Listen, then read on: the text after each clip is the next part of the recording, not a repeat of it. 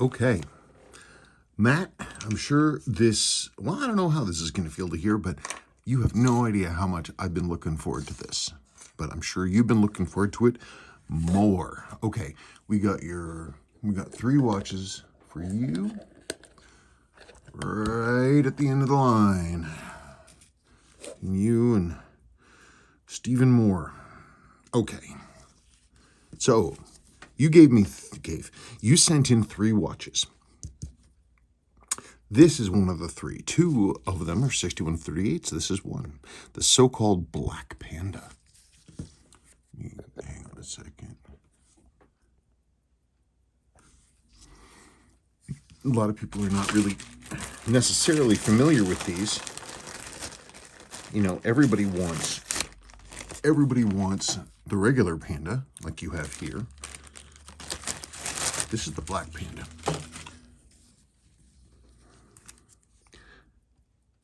Okay.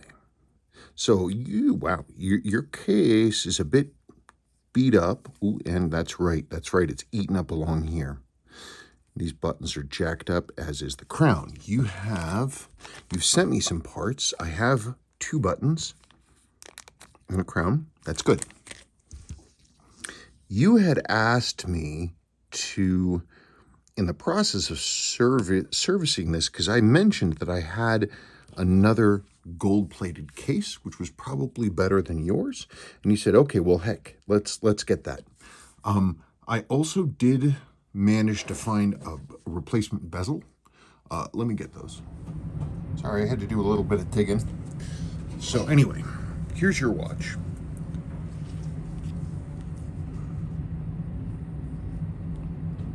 Definitely, it's bonkified. Somebody wore this a lot. Look at that, because that base metal, man, you get through the plating and it just eats into this base metal. I wish there was some way to to deal with these. But in any case, I do have a case that's better than yours. It's original, it's used, it's not NOS or anything, but it has its bezel. And also keep in mind that it's never been serviced. But if we look at the wear on the bottom, it's nowhere near as bad as yours. And of course, it is not bonked on top of that that lug. It has a little more plating wear.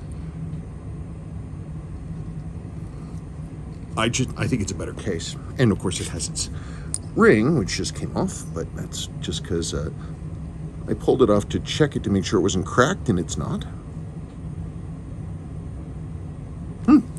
So that's an option for you. You know, it's just one of those things. Cool. So you let me know about that. Regardless, no matter what, I have another bezel. Loom is white. Hands are clean. These have such... I really like the gold and the black and the white. I think it's a nice combination. I've never been able to figure out what strap to put these on, or bracelet. I have an original bracelet for these, but it's, it goes with my other watch. But again, with the plating so tatty looking, it's a little hard to kind of wear. I don't know. I'll figure it out one of these days. Yeah, everything under the hood looks nice. I'll still clean your original case, of course. I'm going to go through everything, but let us begin.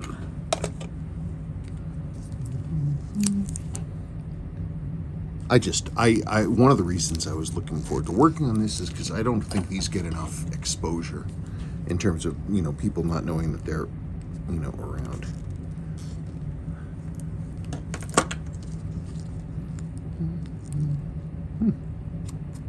Pretty early one too, 74. Both of mine are 77.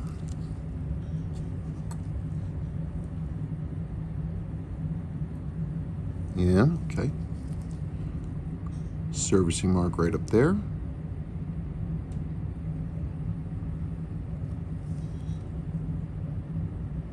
FH F32 stroke 3 DIV LHI? What? I need to look at that with real magnification. I got that. I got this. I got that. I got this. This goes back over here. Cool.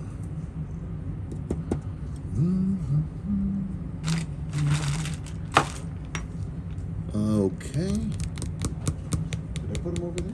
Why would I do that? Where'd they go? All right.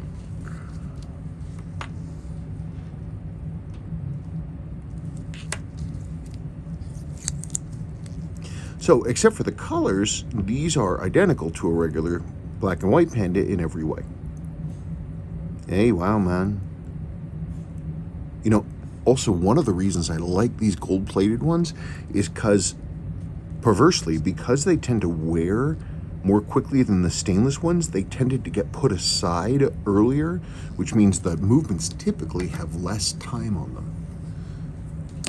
So if ever one is looking for a donor movement for this, that, or the other thing, and you find one that's plated gold, but the dial looks white and clean, the loom looks good.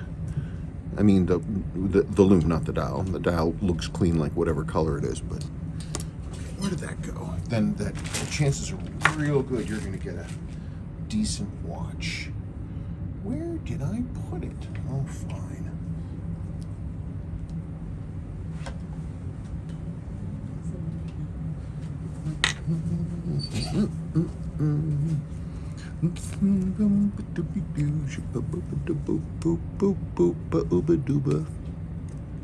Waiting for you.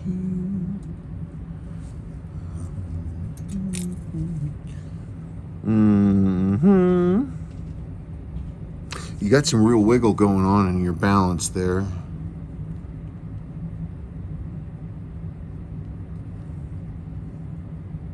I don't know if you can see, but it's going up and down like this. So, not exactly sure what's up with that, but I have some theories. Ooh, that was loose. Ooh, that was loose. Oh, the whole thing just came apart. Yeah, you see, look, not a lot of time. It's not really worn, like even these two little points right there on either side of the jewel for that reduction wheel. Normally you'd see that worn from the pawl lever, but I don't see really much wear from that. Yep, not a lot.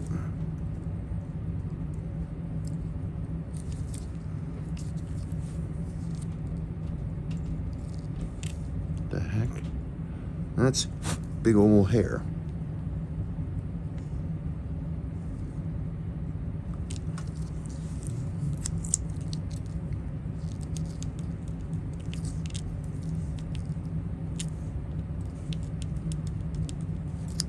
Okay.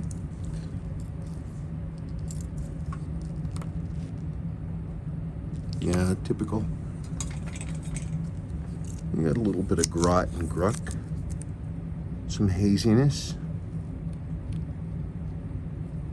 But look, I don't really see anywhere on the edges of this bridge. I really don't. I mean, you got a pretty good tight winding bridge.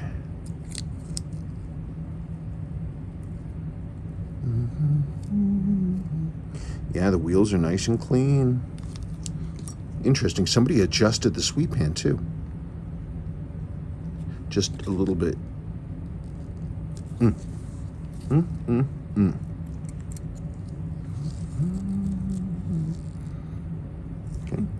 no rust. It's a good thing. Put that there. Whew.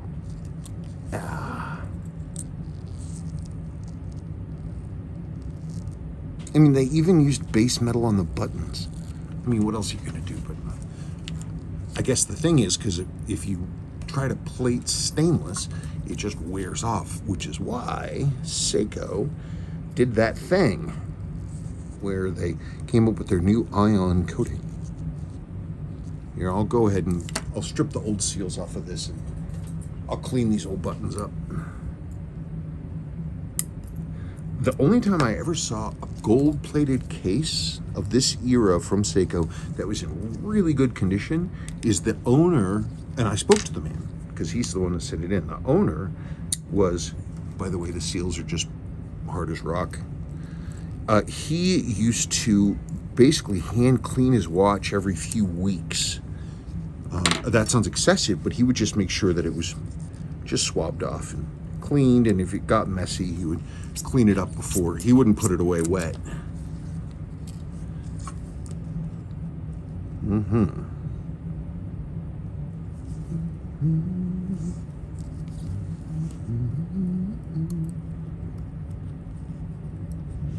Wow, look at how smooth the crown is.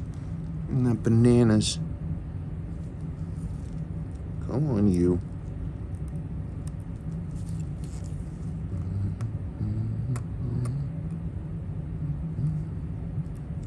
All right, well, you know what?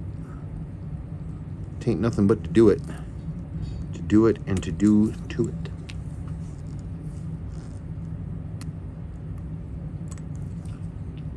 It has been just a silly couple of months. Oh, but I'm so close.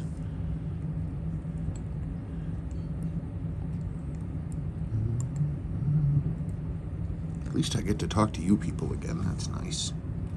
Previous person did not want his watches publicized, so I did not. Whoops, there we go.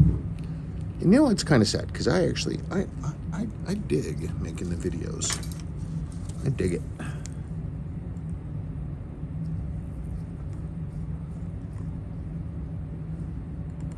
Yeah, but that gentleman, I don't know. I think he just didn't want people looking at his stuff. Who knows? Gentlemen, and that's all that counts.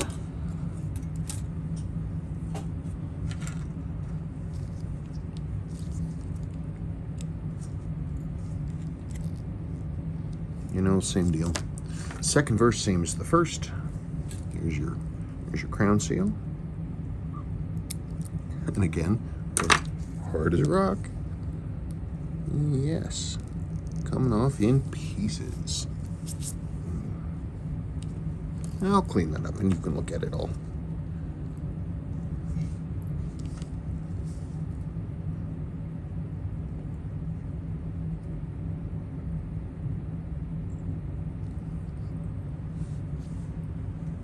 Put this here for right now.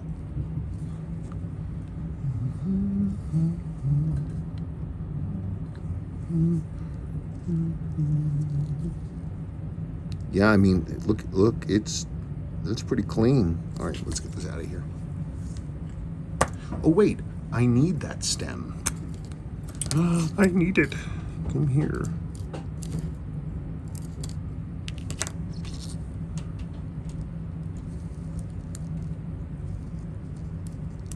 Okay.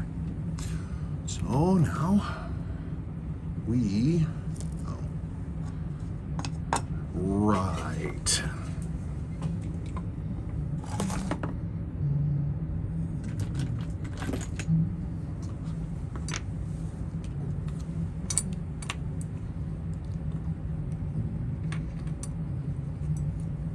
Let's get this going.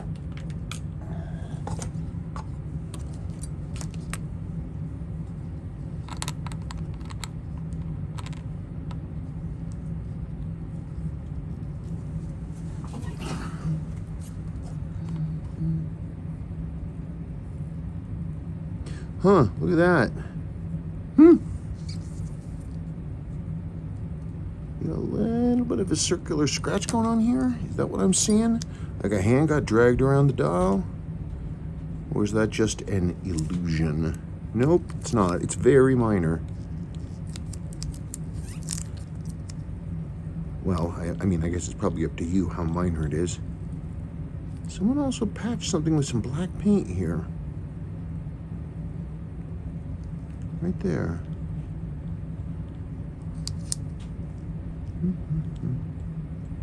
What is that? Okay. Well, let's get this going.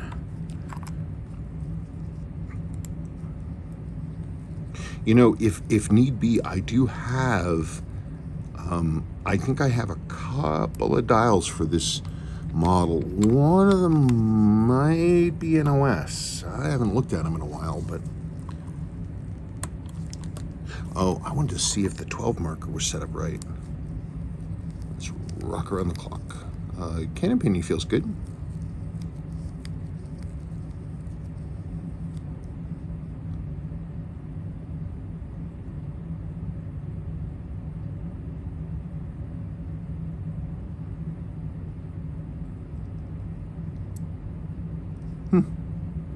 Yeah, oh, and there are a couple, look at that, a couple dinks on that marker too.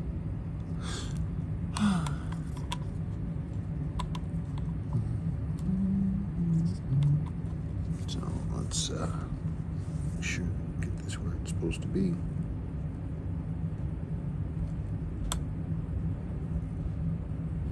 Jumps right to 0. That's cool. Let's run it for it again.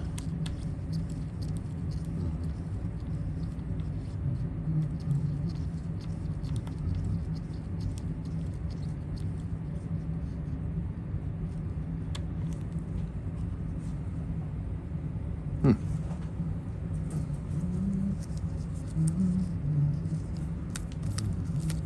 have to get a new one of these.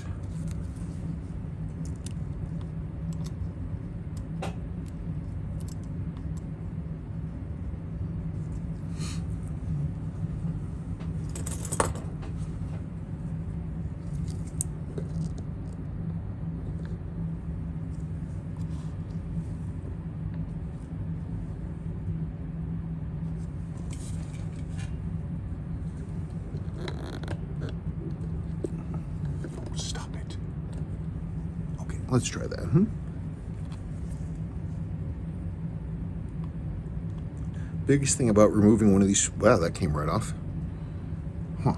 Biggest thing about removing one of these sweep hands is on any of these 6139s is don't ever twist. Because if you don't pull straight up, what happens is you can twist the pinion on the chronograph wheel, and then bad things happen. Okay.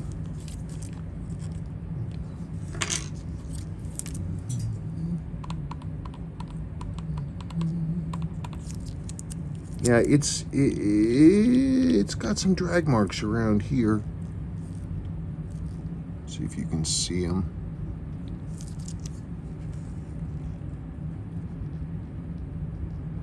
Yeah, there they are. You can see the drag marks around there.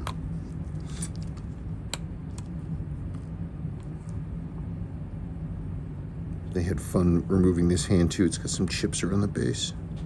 Okay. Let us get things going.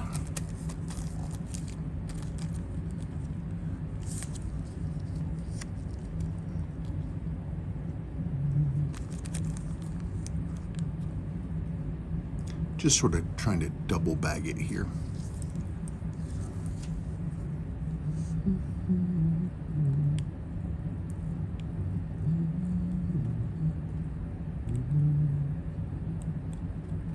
And there's the first one off.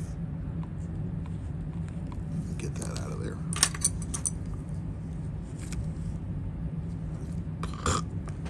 Yikes.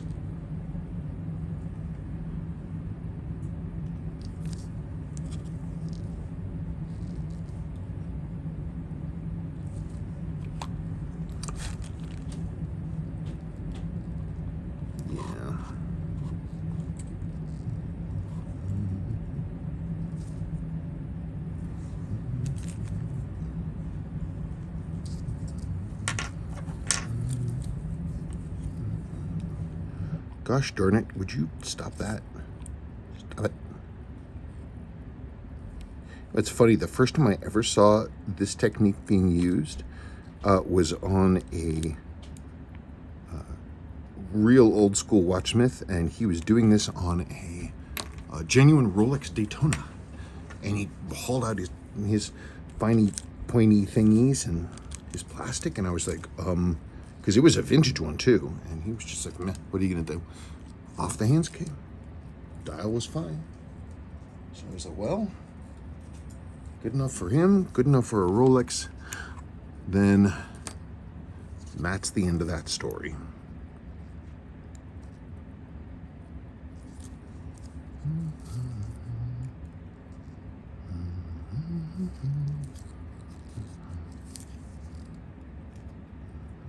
Come on.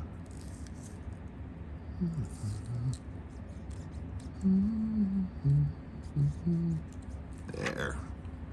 Good. Okay, so there's that. Let us get the...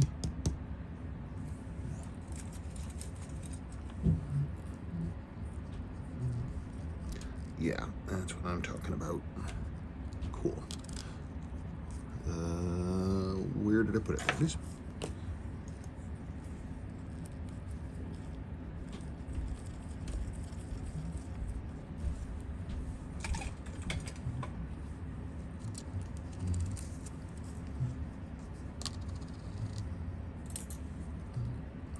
Okay. Okay, January 74.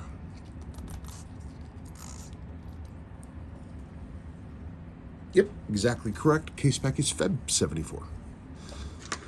So, yes, because you always want that. Typically, the dials are a month before the case back. I don't know why, but they are.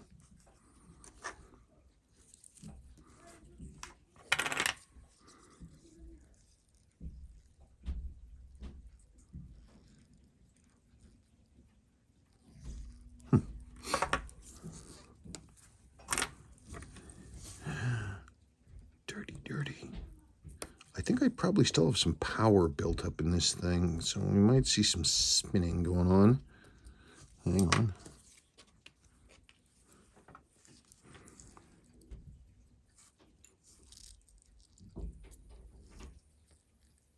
Yeah. Yeah. Oh, hi, honey.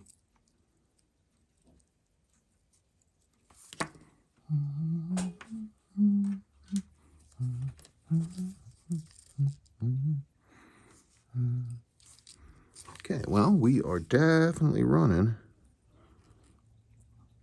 It's amazing that it had that much power still stuck in it and it was barely running. Especially being this clean. Yeah, clean. Let's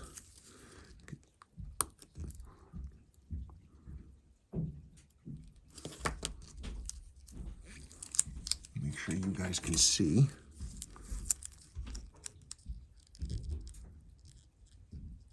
God, I can't believe that last job and set of watches is done. Holy moly.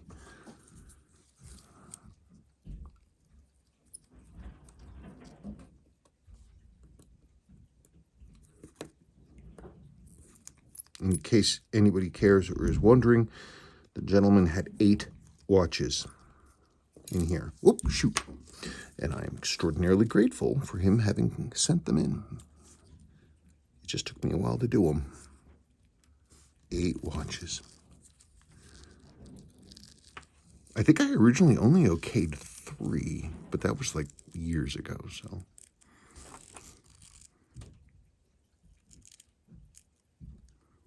A little.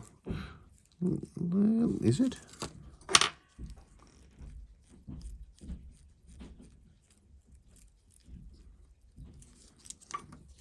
Yeah, a little. Little dinked up. Nothing major. That's weird. No, it's not. No, it's fine. It's not weird at all. Everything is cool. A little hazy. Intermediate. Minute counter wheel. That looks fine.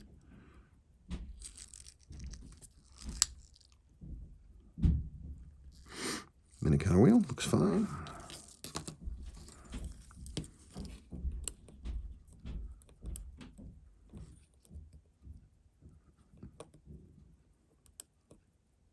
Come on now.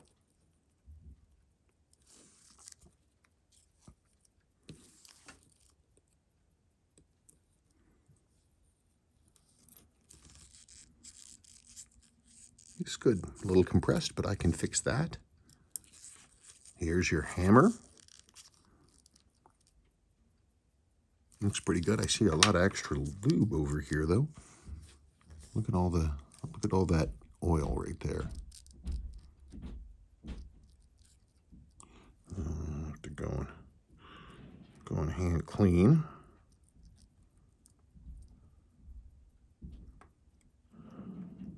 Okay, I'll go through and inspect and clean all that stuff.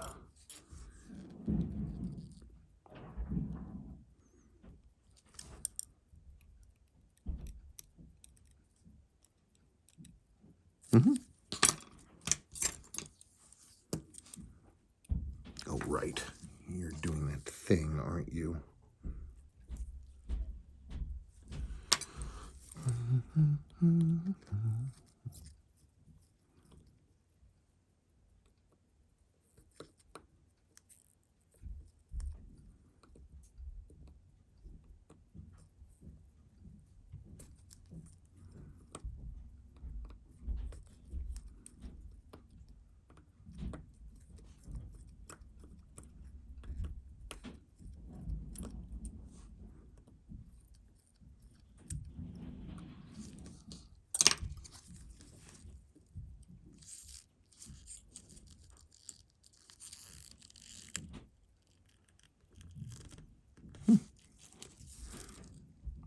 A little bit of the grease out of there, not a lot.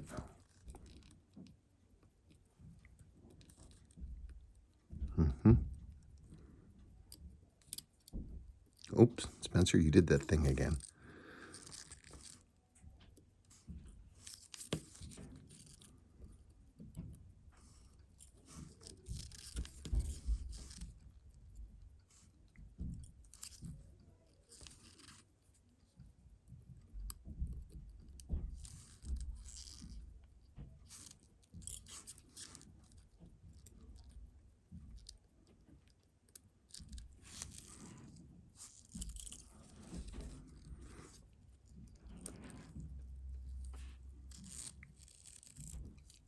Grease.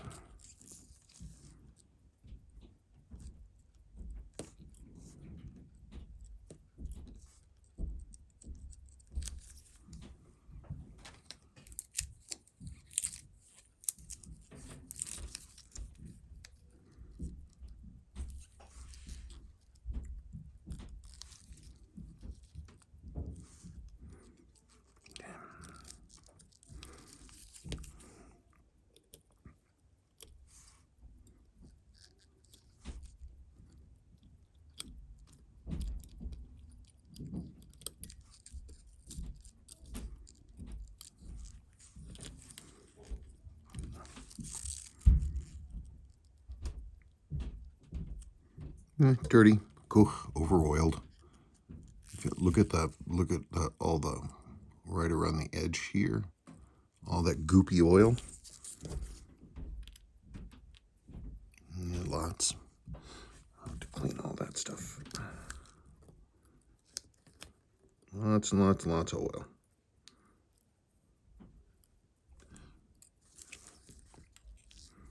I'll have to hand clean that.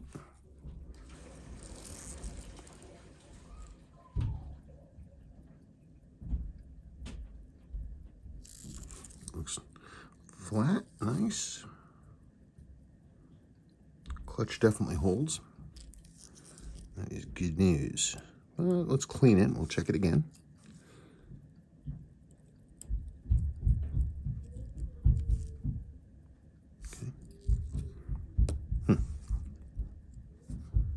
Okay. So those I have to clean by hand. That goes over there. This goes over there.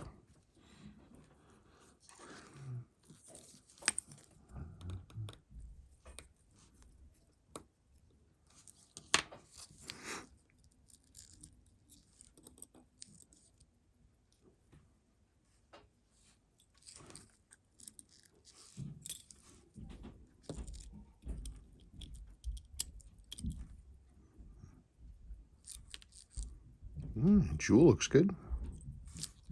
That's nice.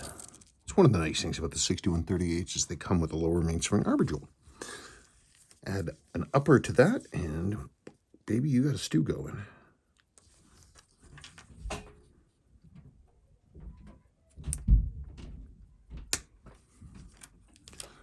Okay.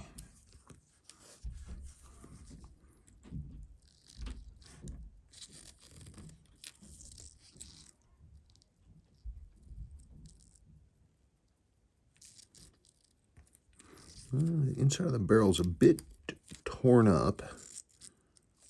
Again, I'm going to have to hand clean all that. Ooh, that's pretty dirty. Man. Ow. Spring drill feels strong. Let's see where we're at. Come on, you.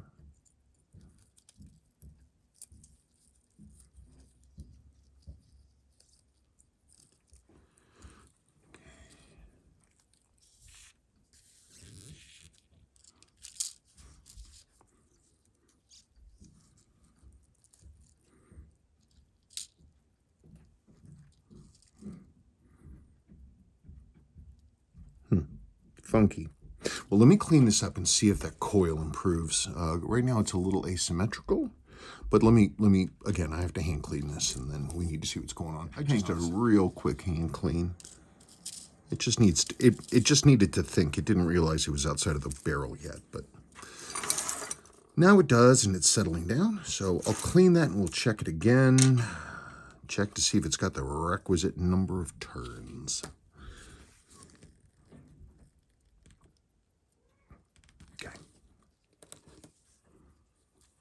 What?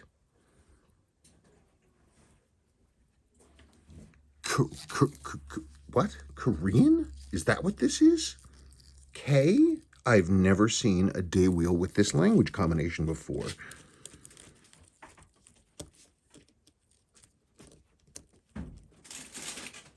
Honey, have you ever seen anything like this? Look at the non-English days. Nope. Wo, do, ver, za, zo, ma, di. I've never in my life seen that language. Well, I'm sure somebody will know. I'm sure. I've never seen it. The one I really like is Danish.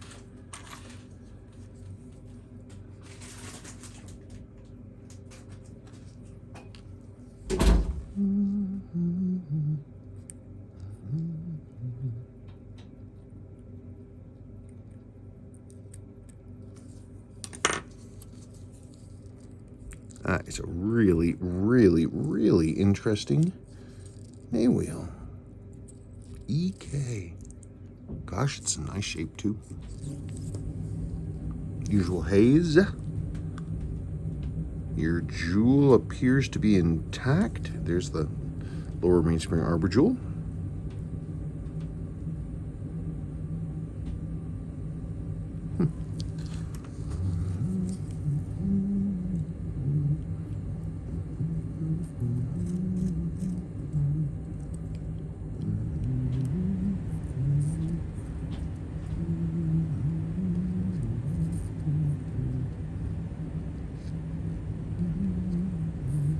Come on.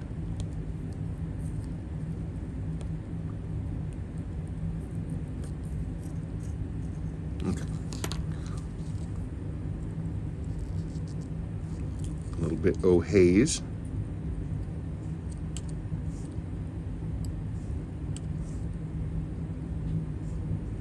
Well, at least this dude, whoever he was, for his other faults, at least he put the calendar plate screws in correctly. Ka-dunk.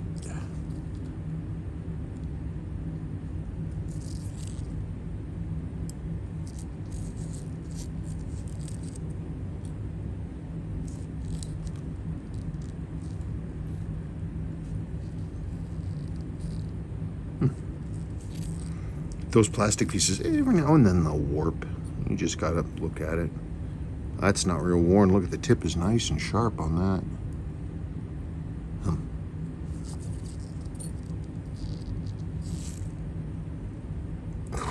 Clean. Nice.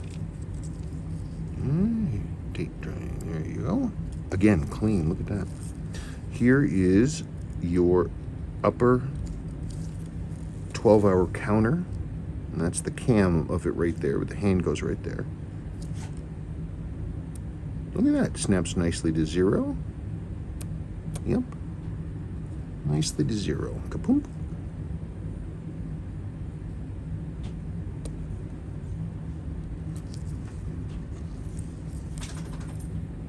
Hang on just one second. Mr. Doggy is demanding to get in, and that's not going to happen.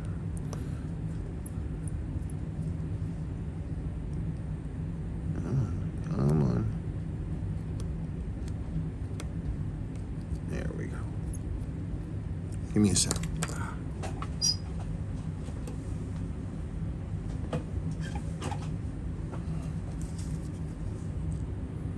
Yep, these 3 screws, they're the only ones. They have a slightly longer shaft, and the head is brushed or satin finished, and it's a smooth curve, not flat with a rounded edge.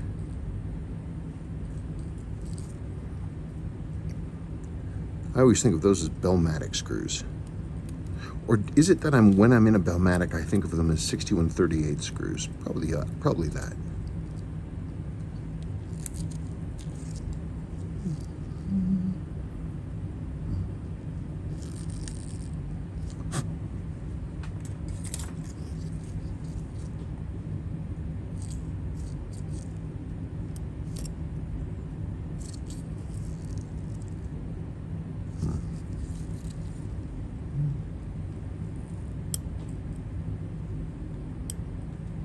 Oh, would you stop it?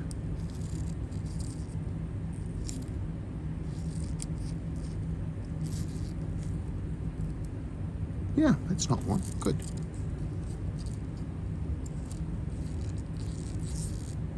There it is, 12-hour wheel.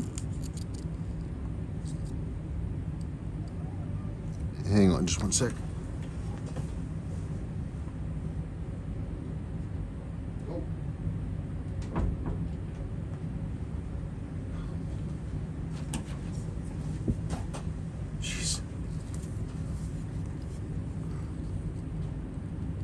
Yeah, this is the fun part. This is all the stuff that makes a 6138 different from a 6139.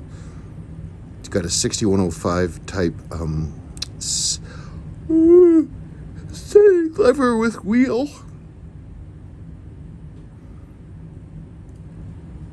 And these levers and these springs, these are all for resetting that 12-hour counter. Eccentric post.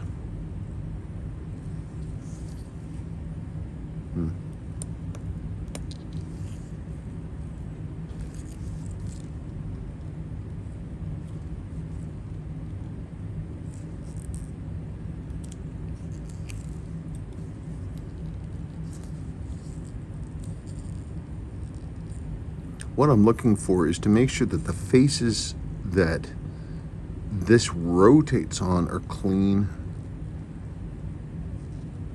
not pitted. Not that I really saw any water ever get in here, but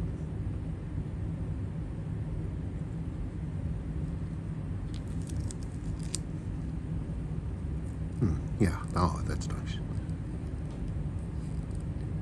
Looks good.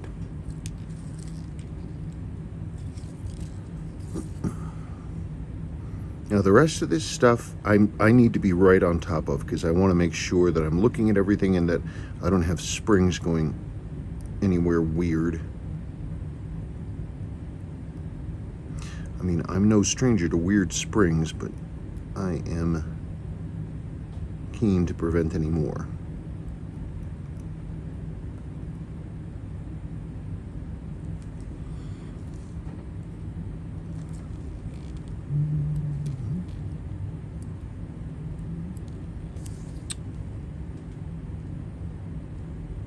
Well, seeing as there's oil everywhere else, let's see if there's any oil under this cap.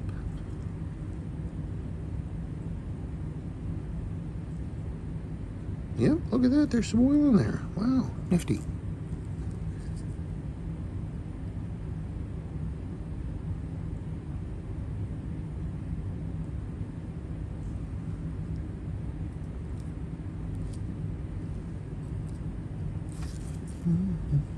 Okay, so I'm gonna pull the ripcord on this.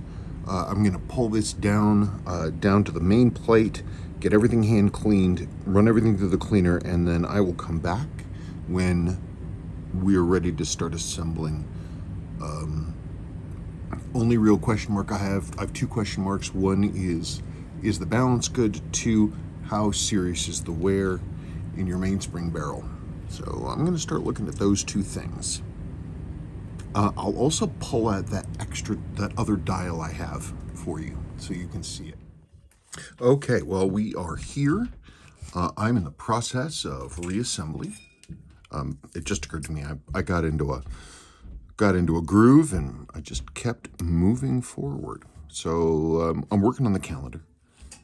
On the other side of things, so here's your case. Cleaned up, pretty dinked up, but cleaned up. And you can see all that lighter brass color, that's the base metal. It's underneath. So we have, this is the other case, the one I have.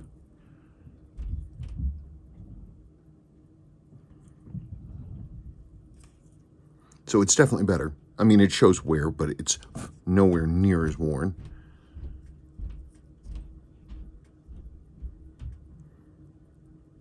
Definitely better. I mean, because this one is wearing to the point that the button tubes here are starting to come out, and at a certain point they're just gonna poke through. So, I mean, if you wore it heavily and didn't clean it. The dial I have, I do have. This is out of my stock. So, August 75. I haven't looked at this real close, but the loom looks good. And it's got the matching chapter ring as well. It did not go with this other case. This case was dated November 77. So, not that one. I think it came to me in a part slot. Okay, so we are at the point of assembling now. So I've got this, and I'm just testing the train to see how we're doing. Your hammers are back in. Their 12-hour wheel is back in. Keyless Works is all assembled. This is always fun, the Keyless Works. It's the one thing I mean, there probably wasn't any room for it. There's no safety provision to prevent someone from pulling the crown when the stem is pulled all the way up to time setting. Because if you do that, because the split, winding stem and setting, winding pinion, setting pinion, they separate. And then if you pull the crown at this point, then you're screwed. Unless you're extremely lucky and you can get one to drop in on top of the other and get it again, you're screwed. So it's got to, whenever one pulls one of these crowns, it has to be in just regular running position. That will make it just so much better. Okay. What do we got going on? I think we're there. So, there it is. So shiny.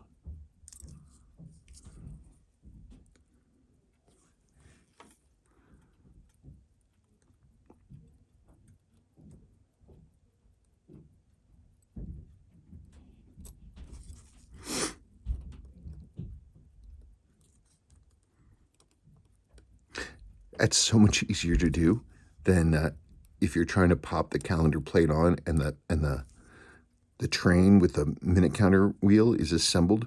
You can do it. It's absolutely doable. You just have to know the trick of it. Okay. Hang on a second for me. Okay. There's tall screw 1, tall screw 2,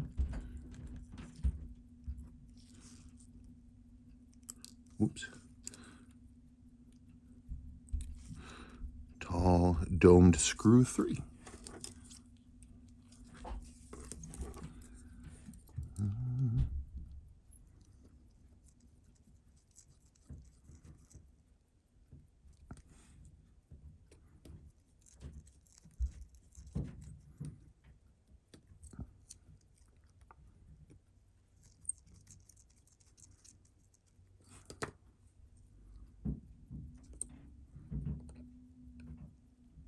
So one thing you always want to be careful with when you're firming down screws like this that are so close to the edge, if you're not careful and you're not supporting the rest of the movement, you can the movement will go blink and it will flip over when you're doing one of these. Come on, would you stop it? Okay. Okay, so now let us look. Time to test here. I see it's pointing in the correct direction. Let's move that around.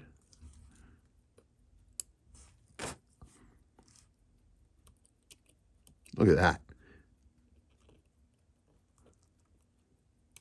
Yep, good. Good.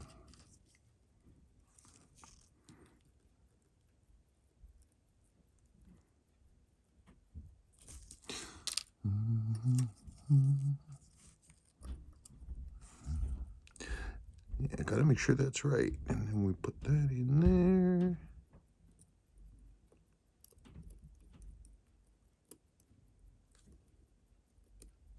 There, good.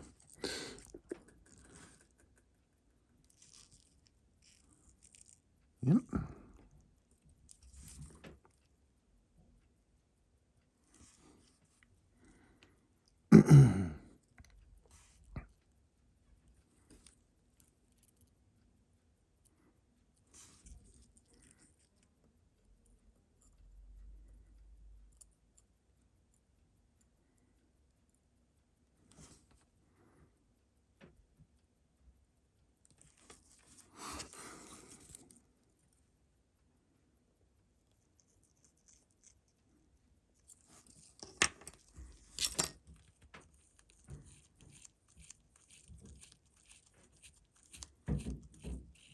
Okay. Cool. All right. That's excellent.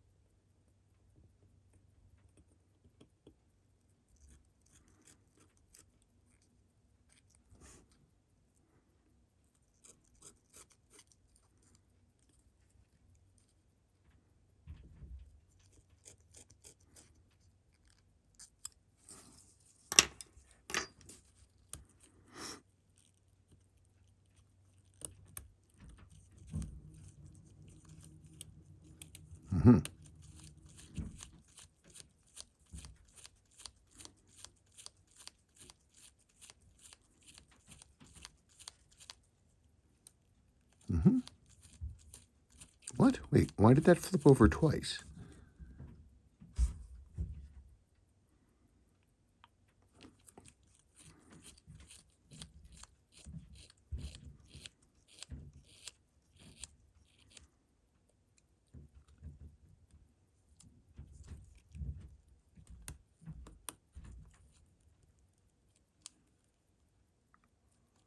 Clack.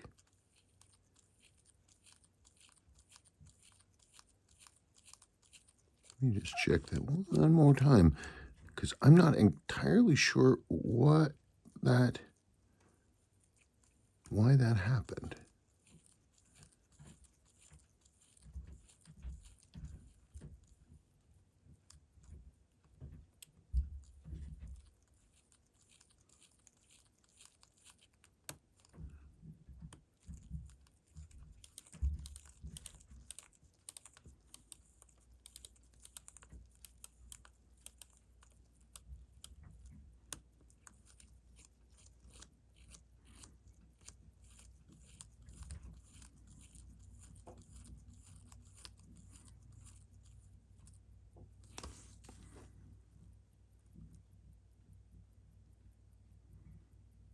Okay, yeah, that finger looks like it's doing what it should.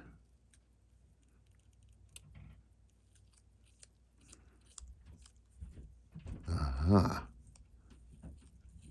Okay, yeah. All right, cool.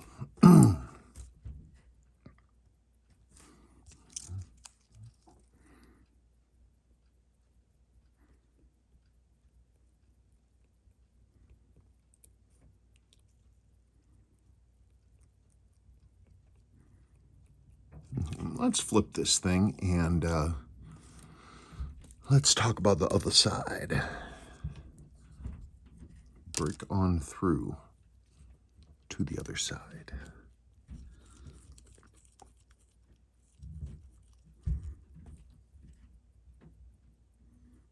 I'll really do my best to not sing the doors.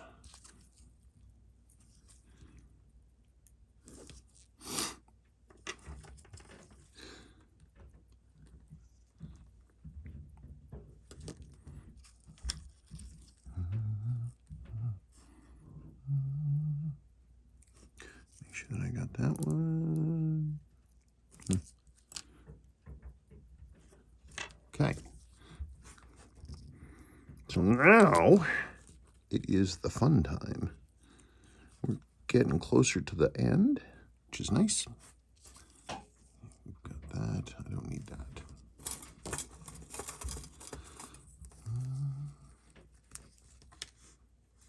All right.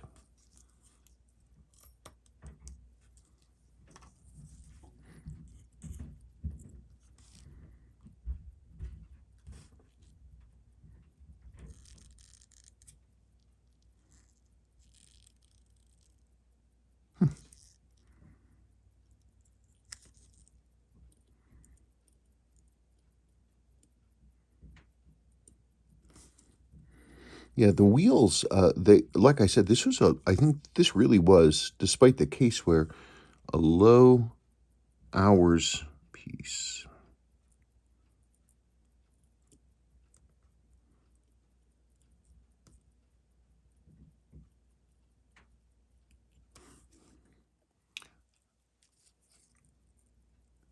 Just did a real quick run through to check your chronograph wheel.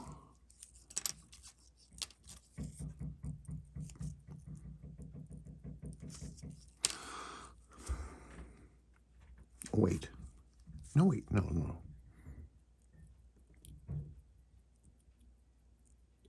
Okay. Yeah, somebody did. They adjusted this sweep.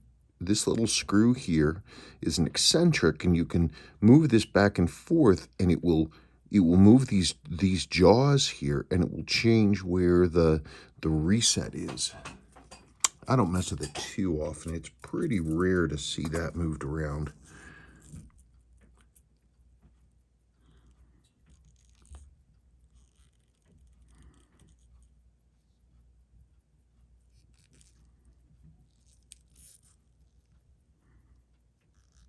Mm-hmm.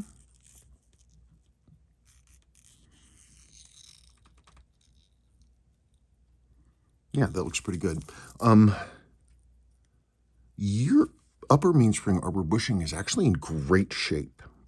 These tend to not wear a whole lot. I'm always hesitant to suggest a preemptive fix. I mean, I do have the watch out, and I certainly can do it. And if this were my watch, I probably would. Oh,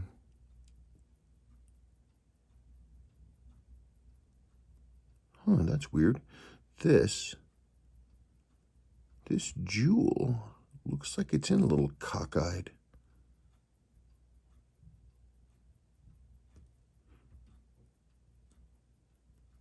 Let me make sure that thing is flat. Okay, I went back and reviewed our correspondence, and you wanted this to, basically, you wanted to make sure that if it needed doing, it needed doing, and so we are doing it.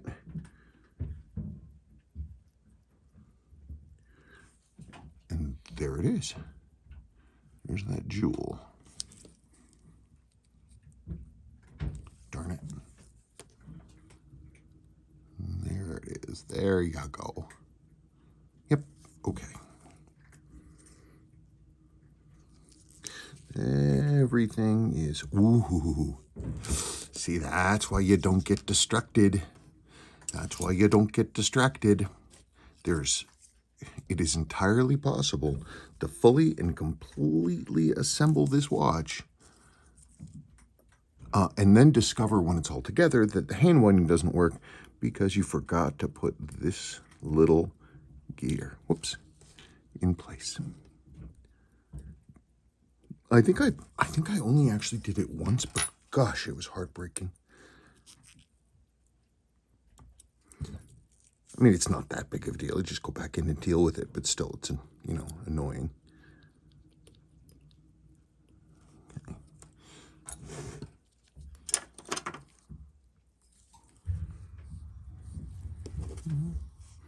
You got a few things when you're doing this. You gotta spin that around. The first thing is always to make sure that these gears are engaged for the hand winding. Sometimes you've got to go in through here to get them to align. Sometimes you can just drop it in like that, and there you go. And then it looks like these, yep, those pinions dropped in on their own. Okay, cool.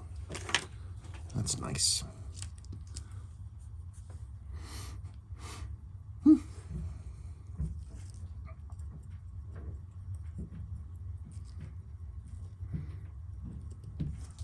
Let's secure this before it goes flying.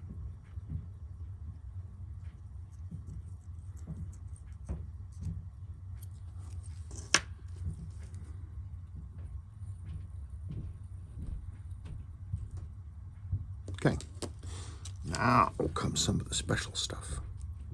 Little bit of lubrication under here while I'm considering it. Then let's get back to screws. Yeah, it goes over there. This goes over here.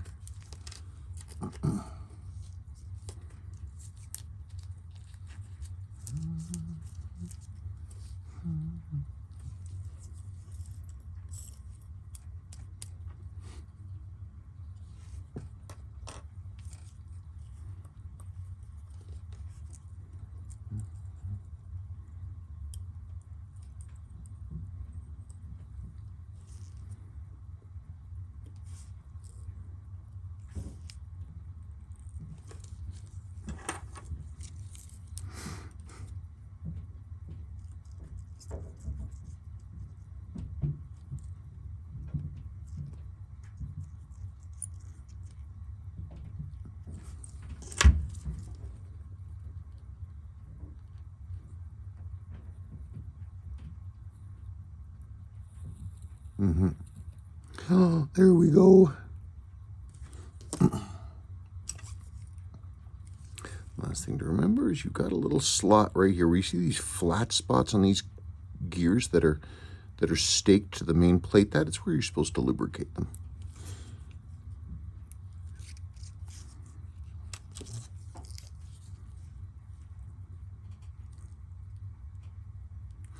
Just a little wee drop. Lubrication.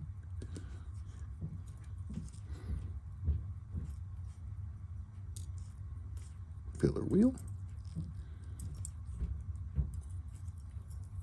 Oh, knock it off.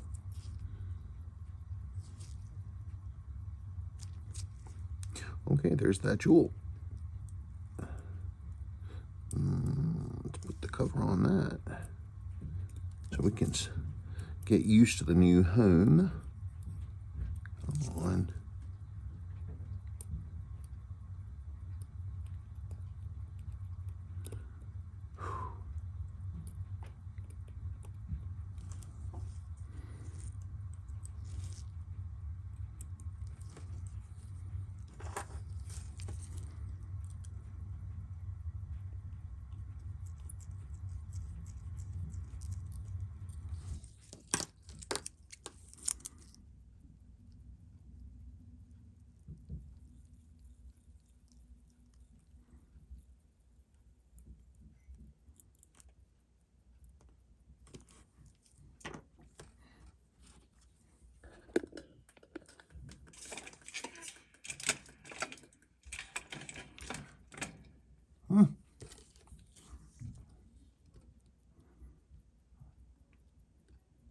Okay, so now let's hit the final stretch.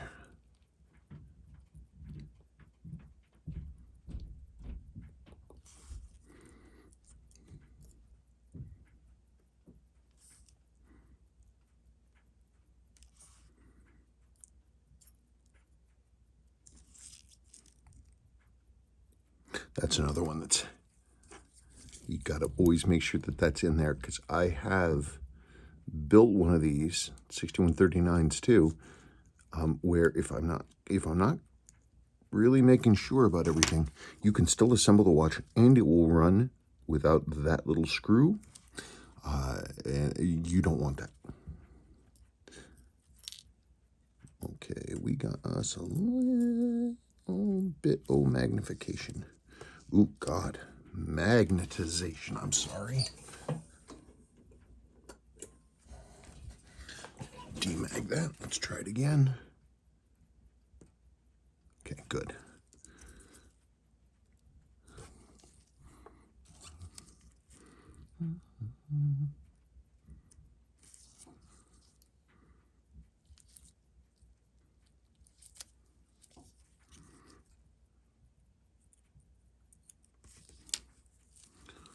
Okay.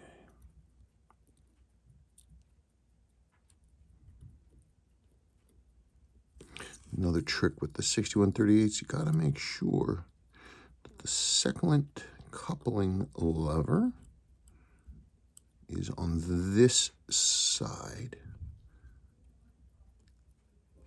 That is an essential piece of disengagement for the 12-hour register.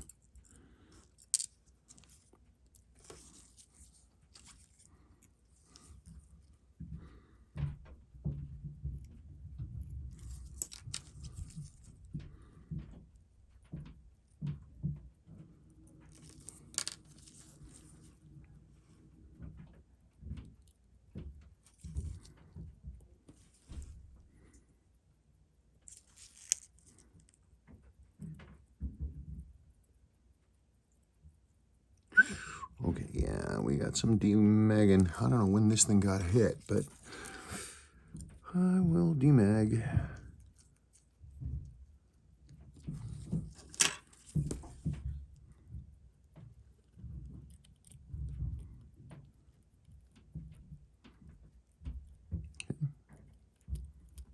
Let us get the pillar wheel in place.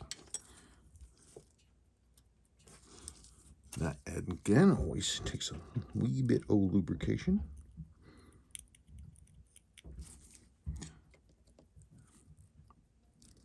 Oh, for goodness sake, come on. Yeah, I guess that'll do. That'll do, pig. That'll do.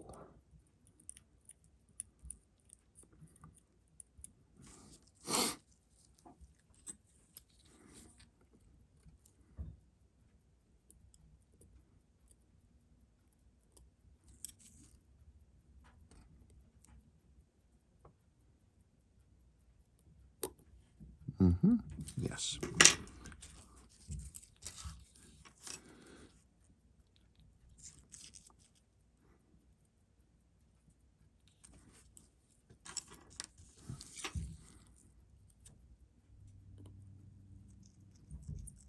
Always with this one, you never want to honk that one down real hard, because the way it's designed is the screw is rotated in the direction of the threading down. You don't need to really sit on it.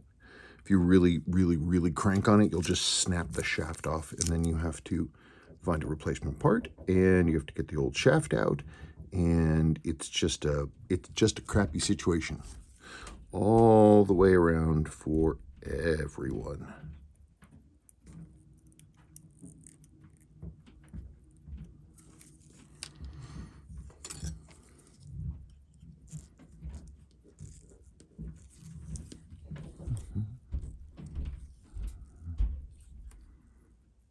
This is always fun. There's probably a better way to do this, but whatever.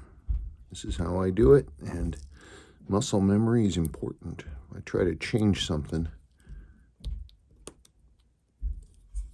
there's that. Okay. Now, hammer.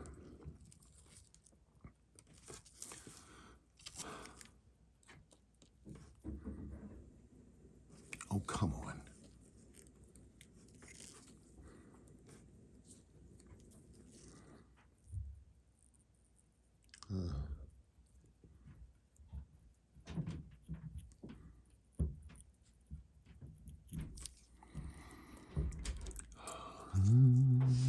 Hello. Hello, Sadie. Hang on. Okay. This is the hammer spring. One thing that you want to make sure is that it is in plane. You can see it's cranked over a little bit, so I'm going to flatten that out. That's what we want. A little too much.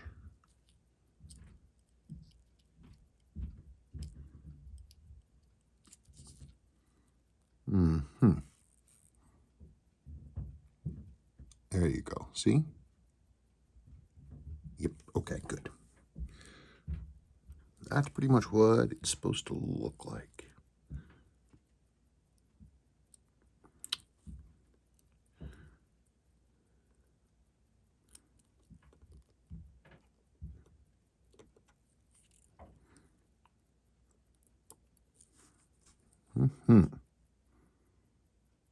Good. Okay. Oh, man.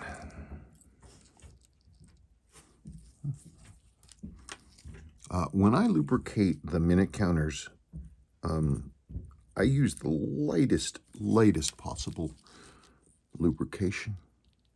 It's real easy for these things to get hung up if things get dirty or too much. So I go real light. I mean, like for that, all I did was very basically lube the pivot. I just want to make sure I'm not getting a whole lot in there. Come on. Come on.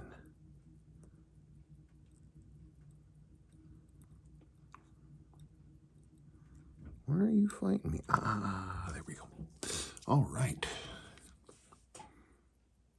Yep. Okay.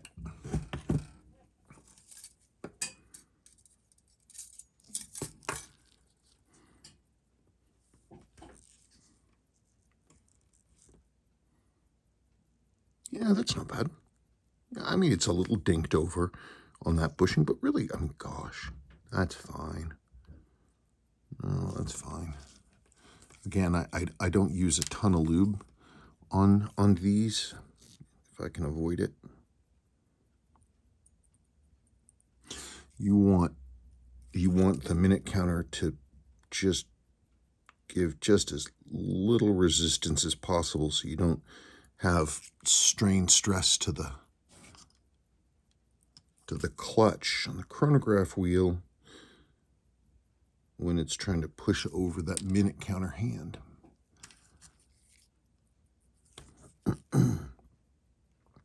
Usually go just a little. There's that. And now, a little bit for that.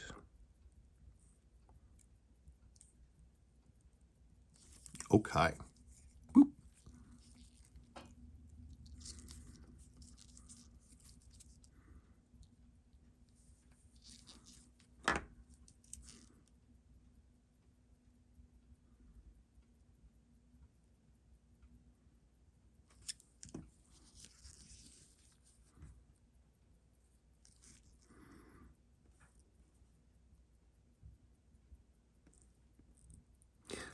I just realized that I have the chronograph stopped, which actually makes it a little harder to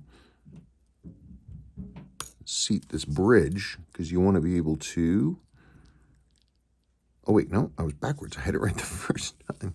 Aren't I silly? Come on. Thank you.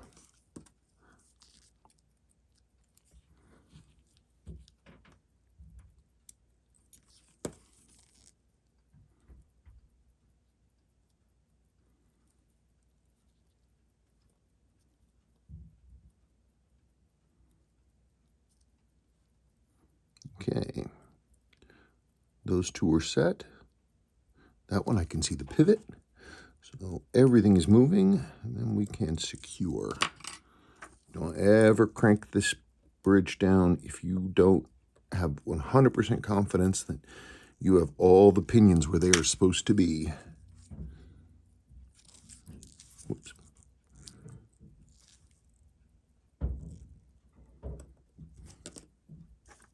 The last time I saw it, where somebody had seated these screws without making sure about the chronograph wheel, it was a Seiko service in New Jersey. And they didn't know how to do that, and they cranked the bridge down, and they forced it to be where it was supposed to be, and they broke off the pinion of the chronograph wheel. And they sent it back to the person saying that it was broken and could not be fixed.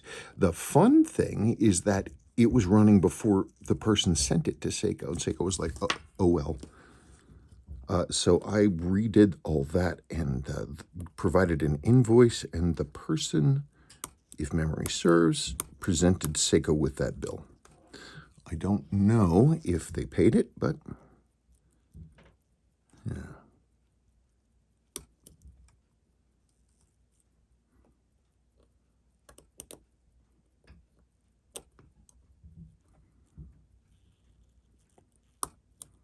It takes a second to get that to go. That spring is up pretty high. I don't like that.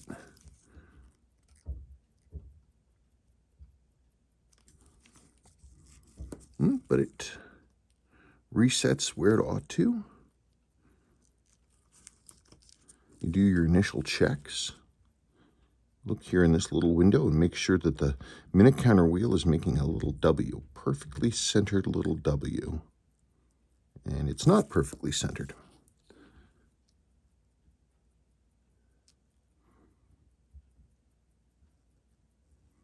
Yeah,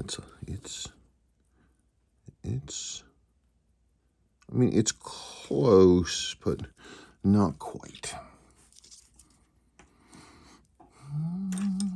It's just one of those things. I like to make sure that that a movement is back to what the specs should be.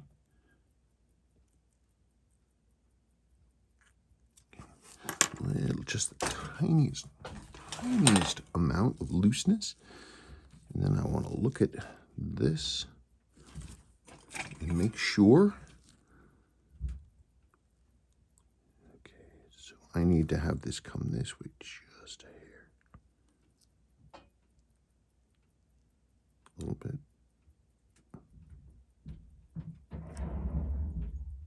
Come on. I didn't loosen this enough. Now I got it to move a little. Yeah. So that, the little W there, boop, boop, boop. That's what you need. So now let's firm down that. It's minor, but you know, when you're adjusting for the chronograph bridge, it's,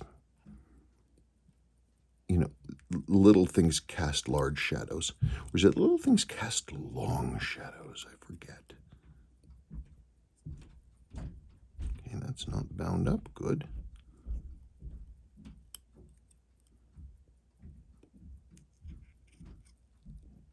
Come on, come on. Come on, stop. Stop fighting me. There we go. Cool. All right, so let's just... No, I think that's fine. Yeah, the right W, we are in there. Okay, so now I'm gonna pause this for a second. Hang on, please. Okay. Just a reminder always to myself and everyone else is you want to make sure that you check every jewel after cleaning, before and after cleaning, as you look it over. Because this one, this is the balance cock. The pallet fork cock, though really I think of it as a bridge because it has 2 screws. But there was all kinds of gruck still, even through cleaning, hand cleaning and machine on that. So I had to go in and use pegwood and clean that out and make sure there's nothing in there, because man, there's nothing that will drop your amplitude. Nothing like having anything on the pivot.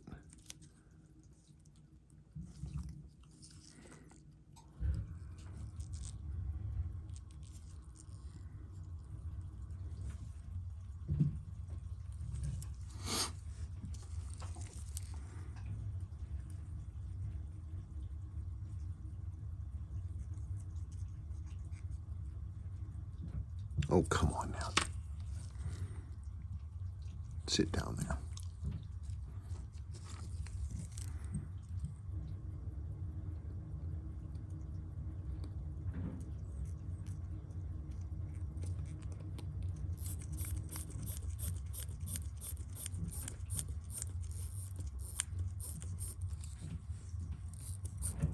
Okay, good.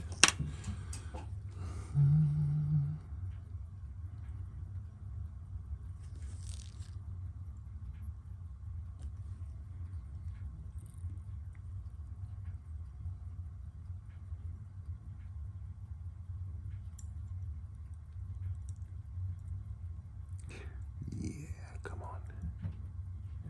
You know you wanna.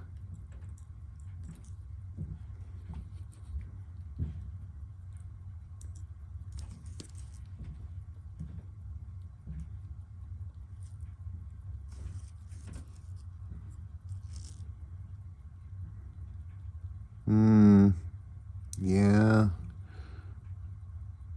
I'm not quite sure up with that. Remember, we were having I had some questions about that balance. Let me look at this.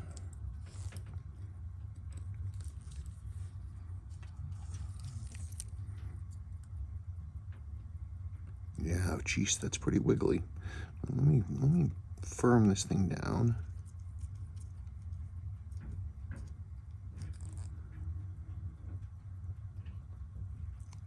Wow. Yeah. Well, obviously it's a runner. Let's demag it, but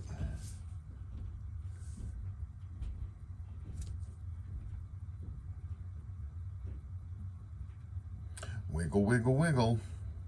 Let's demag it and see. Okay.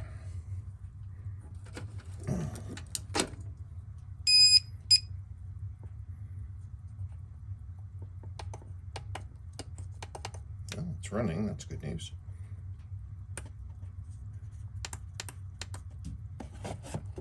So I don't know if I'm gonna need to adjust this, but if I do, I'm gonna do it off screen. And I just wanna see how it's behaving, and I wanna check over I wanna look at some stuff. Let's get that out over here. Okay, so let's go like this and like that. Okay, so you're gonna see the numbers move, but you're not gonna see me. But I will tell you what I'm doing.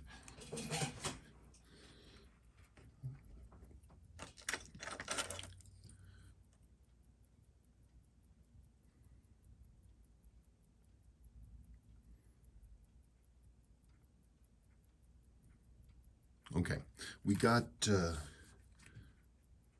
a little choppy and we have some beat error. So first I'm going to get rid of that beat error.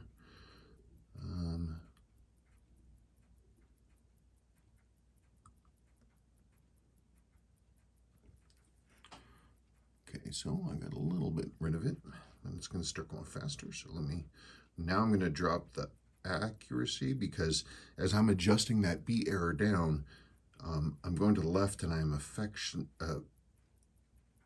effectively shortening the hairspring, which makes it go faster.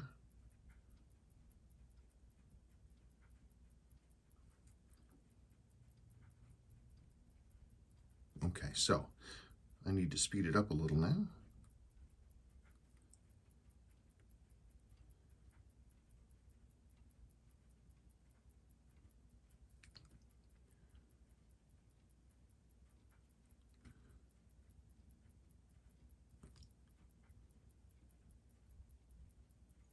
Okay, I went too far. Let's go the other way. Okay.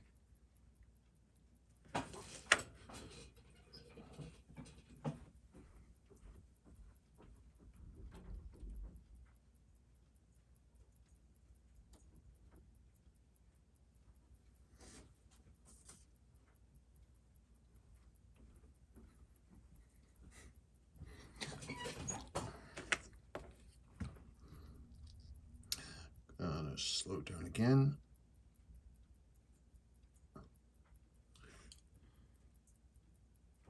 Oop, too much. Gosh darn it.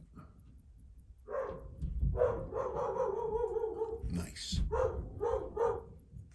Too much.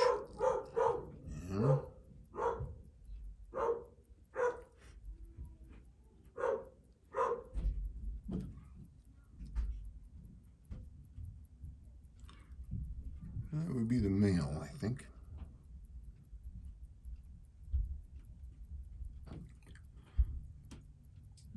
Come on. Okay. Wow.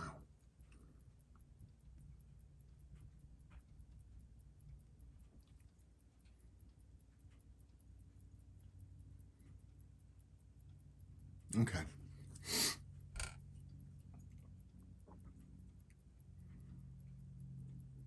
So this is just an initial adjustment. I wanna let the movement run in and think.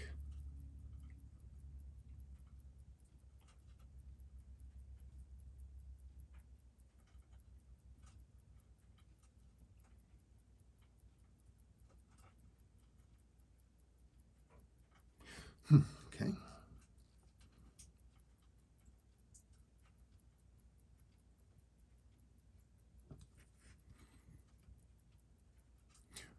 I just did another little adjustment on the accuracy.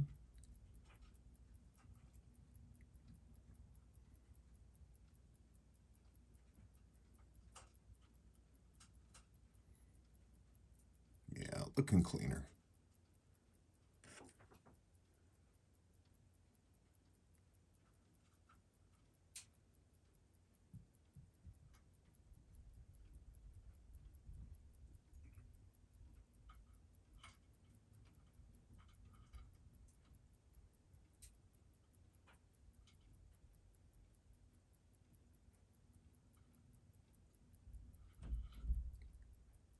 Come on, baby.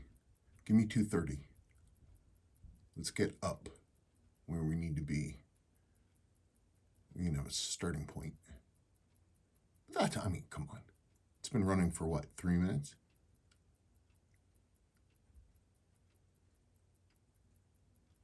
Yeah.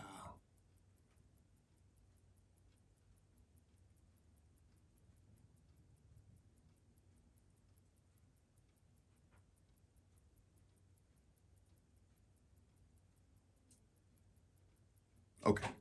I'm gonna let this run. I gotta let this run in and get some other stuff, but we'll come back to this when I am assembled. Sorry, I'm sitting here and I'm looking at the numbers and I'm thinking, I'm looking at the smoothness of the line. I might want to go back in and look at that palette fork too.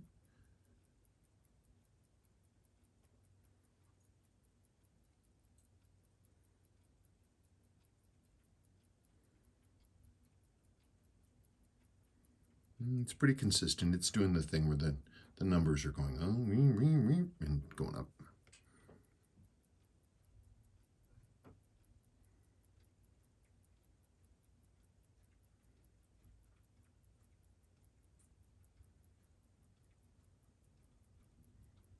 Yeah, because you get a little bit of lubrication moves around, and it has to sort of, as my dad used to say, you got to let everything slop around. Though he was talking about cars.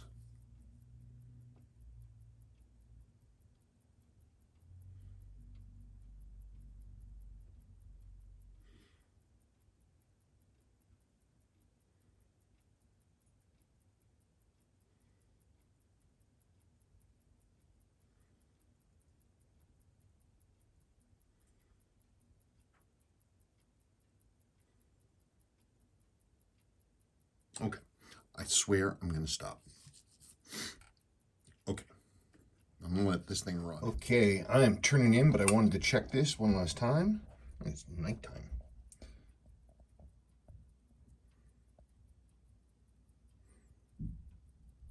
Not bad. Okay, tomorrow morning, onward and upward.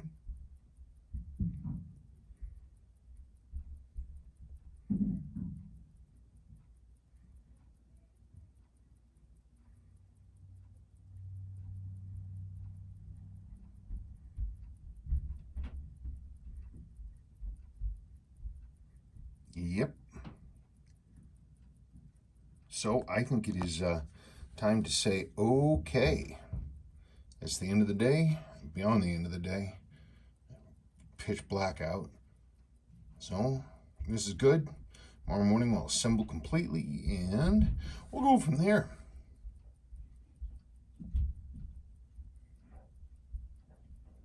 Pretty okay. I keep hoping to see a 250. Nope. Well, I'll check. Okay, we are getting to assembly. Good morning. Okay, so this is your original dial. This is the other dial. So we can see the surface on the other dial. This is the 5/8 dial. It's got a nice black pebbled surface, and you can see one of the not so often noticed details, which is that the chapter ring marks around the sub-registers are on gloss semi-gloss versus the eggshell. It's cool. It's your original dial, I think, has some more bright printing. It's a more standout contrasty gold, but it has those circle strikes there. You can see the flash right there on the top of the day window. And there's another scrape mark on the way out, and that's in the paint. I can't do anything about that. And you see that scratch continues up into that thing, and it actually hits some of the paint on the marker right there. The lower subdial. So you got brighter printing, a little more standout, but overall, this dial is way better. No surface damage, no chip paint. Got a couple white things right there. I'll look at them. But I definitely think this is the way to go. And we will go from there. Okay, so that's my recommendation. I'm going to go with the replacement dial over your dial. If you decide after the fact, because you're on the other side of the world, that you don't want to do this, that's fine. I can reverse it. It's not that hard to do. But let me work first on the spirit of the restoration I think you were looking for. So I'm going to go with this original 5/8. Isn't that pretty? It's one of It's the most overlooked 6138 dial and handset. I think it's just beautiful. I think it's beautiful. I deeply wish that there was another case available. I don't know. I was digging through my stuff, and I forgot I have a baby Panda case. Maybe. Anyway, beautiful, beautiful. Okay, on to the next thing. Okay. Thinking about assembling, I pulled out the replacement crown that you sent, and also the replacement NOS buttons. These buttons, they'll work, but the pushy part of them is too short. It's for another model. These are for like the small 6139s, like 6139 8030, stuff like that. 6139 8020. So they'll work, but they're too short. This is one of your buttons. No, actually, this is one of my buttons. I'm sorry. This was a plating experiment. That's why the whole thing is gold. Here, let me get one of yours. There's one of yours. Okay, so it's got some wear poking through, but you can see, I mean, darn it, significantly shorter. So we can, let me put it this way. I'm going to put in the correct length buttons. If you want me to put in the shorter buttons, I can do it. It's just these, they're not gonna stick out very far, and it'll look kind of weird. Hey, what's up with that seal? Oh, they're old hard seals. Wow. These were NOS, and these seals are just rock hard, even though they sat. Wow, crazy. So anyway, I could do these, but they're only going to stick out like that far. I mean, they're going to be barely visible. So I'm going to go ahead and yours are clean, and your springs are as well.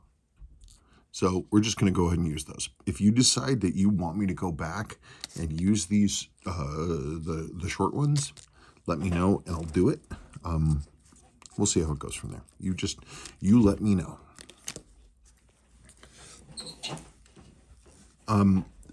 By the way, finding those, looking for a set of buttons to replace the ones that you had, it took me about an hour, so I definitely didn't have them. I just wanted you to know I left no part box unturned.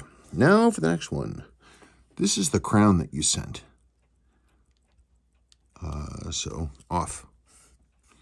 Get over there. It is, this is an aftermarket crown. And I know that because typical for a lot of this kind of stuff, they got the tap size wrong. Looks like these are supposed to be tap 10, tap 9, or tap 9, not tap 10. I get confused. Numbers always flux me out. So anyway, you can see this one's bigger. This is genuine. Wait, no, that's your original. Wait, where's the one I found? I did dig through. That is genuine new old stock Seiko. It has storage wear, but that's it. But this is real. And so I'm going to go ahead and use this one. Yeah, you can see actually sort of how blobby this one is. You can see they're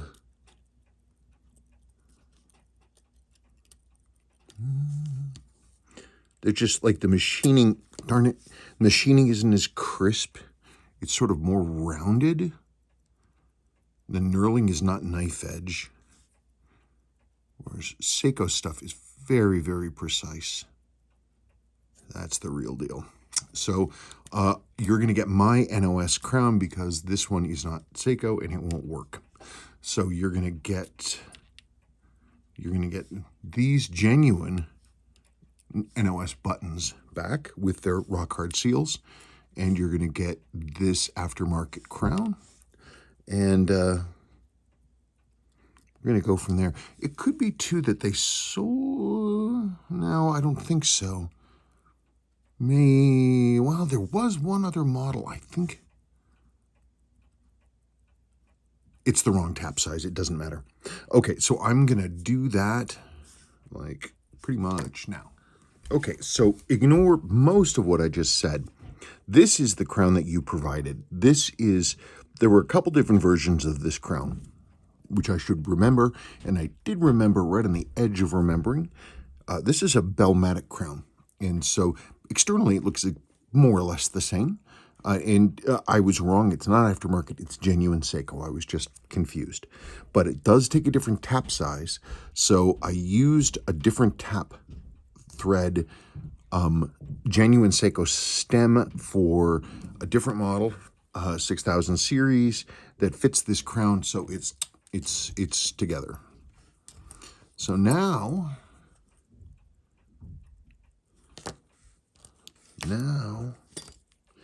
it's just, it's doing well. It really is. And there that is. It's always amazing. It's the little things that make a watch restoration take longer than one would think. I still can't believe it took me, I don't know, it probably wasn't an hour, probably 40 minutes, 45 minutes, probably. Then, of course, you have to find the right stem, and then I had to shorten the stem to the correct length, and I had to do all this mixing and matching to make everything happen. So this is the case that I had here. This is the bezel I had. It's not NOS, but it is very good used. Like it's almost new.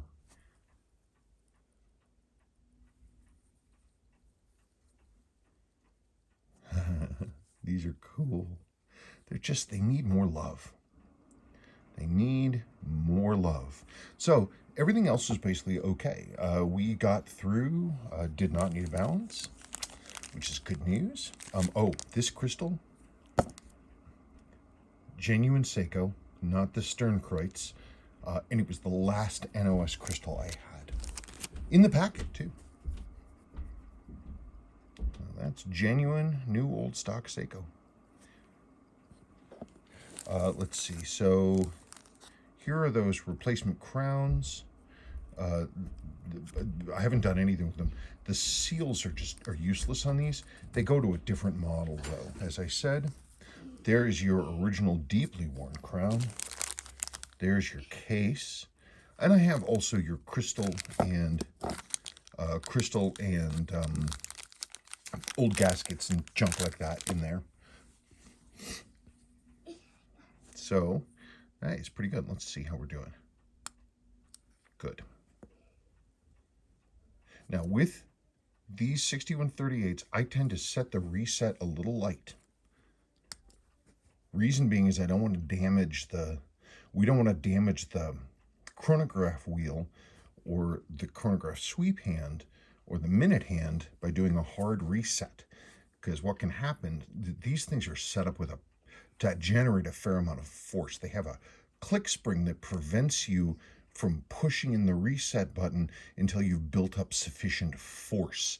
And then it will overcome the resistance and all your pressure goes pink and it goes into the watch. Now, if the watch is not maintained or the spring is too strong, then it can take too much pressure to reset and then you get, sorry about that, mailman. So anyway, as I was saying, you want to reset this. Basically, you can run the chronograph. It's fine, of course. There's nothing wrong with it. People say, oh, should I keep it running or should I keep it stopped? My thinking on it is that the danger to one of these is not if it's running or if it's stopped, but the transition between the two states. I have only ever seen, and I have seen it more than once, the only time I've ever seen a chronograph wheel on a 6130 damaged, in every case, it was a hard reset with the hand down here at the bottom of the dial And in many cases, if it was a hard reset, the sweep hand, if the minute hand here was between the sweep hand and the top, if the reset's hard enough, this hand can kind of deform, like kind of springy and whippy, and it'll hit the minute hand. And what that'll do is that can chip off the paint, and it can twist the hand tube, and it can destroy the chronograph wheel.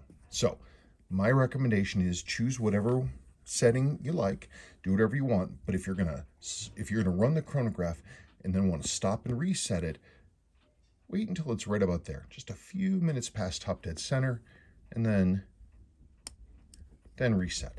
That puts in the least amount of, pressure possible. Hey, it looks pretty good, doesn't it? I'm very proud. I hope you're going to be happy. Got more videos coming. For your other watches, that's about it. Thank you so much. Oh, and if you decide for some reason, oh, I didn't bring your dial. This is the other dial. This is the replacement. Hang on a second. Well, I have your original dial over there. I forgot to bring it over. This is your original chapter ring.